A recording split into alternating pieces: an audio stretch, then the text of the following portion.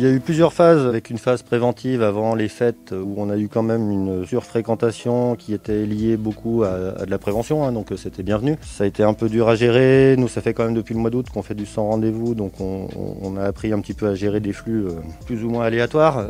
Le grand changement a été lié à la nouvelle politique pour le début d'année suite pour les politiques des enfants scolaires en fait, où on a eu 10 jours J'hésite entre plusieurs qualificatifs, entre fantasque, aberrant, mais en tout cas assez difficile à assumer d'un point de vue professionnel, où on a eu des files d'attente qui atteignaient les 2 heures, les 2 heures et demie en dehors de la pharma, pour des tests, pour des enfants cas contact, pour pouvoir relibérer des familles où tous les jours, si vous avez 2 enfants, vous êtes en dehors du boulot parce que votre enfant est cas contact, besoin de tests pour retourner à l'école. Et donc...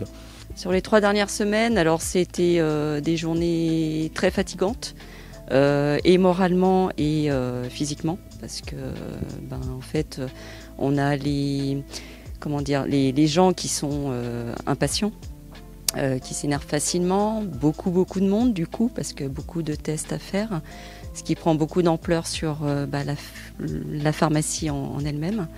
Donc beaucoup de stress.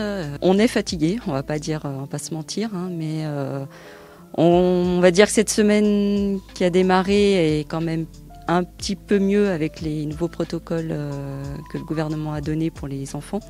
Donc on a un petit peu moins de tests à effectuer. Aujourd'hui, l'autotest à visée diagnostique, il est censé être uniquement pour du cas récréatif. C'est-à-dire que je vais faire une activité ce soir et j'essaie de me tester, même si je n'ai pas de symptômes, pour voir si je vais ou non faire une bêtise. L'autotest à visée diagnostique, il est presque inutile parce que l'idée c'est d'avoir un QR code et donc si j'ai des symptômes, autant partir directement sur soit une PCR en labo, soit à défaut un antigénique. Mais je recommanderais toujours, si on veut un résultat sérieux, clair et précis, un test en labo malgré le délai de rendez-vous, et on aura quelque chose de plus qualitatif.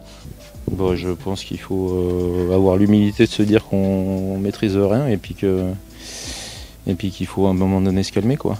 On a compris, en fait, moi depuis que je suis jeune, quand on a la grippe, on fait gaffe à ce qu'on fait, on va pas voir mamie, on va pas voir papy, on fait attention, quoi. Ouais, c'est ce qui me tue, c'est surtout les gamins, quoi.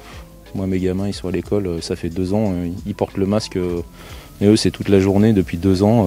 Pareil, moi j'ai pas envie de lui mettre un truc dans le pif tous les jours, quoi.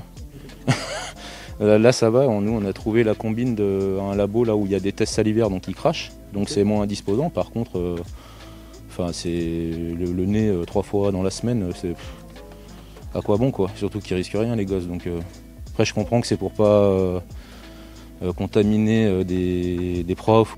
Là on est sur un problème sanitaire et il y a un moment où l'urgence prévaut aux guéguerres de porte-monnaie. Par contre, ce que je regrette un petit peu, c'est que ait été profité par la grande distrie d'avoir fait une com sur une différence de prix alors qu'eux veulent travailler coûtant.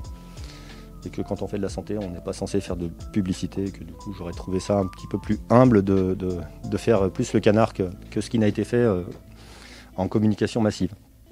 Voilà, après sinon, pas de souci, il faut du test, vendez du test.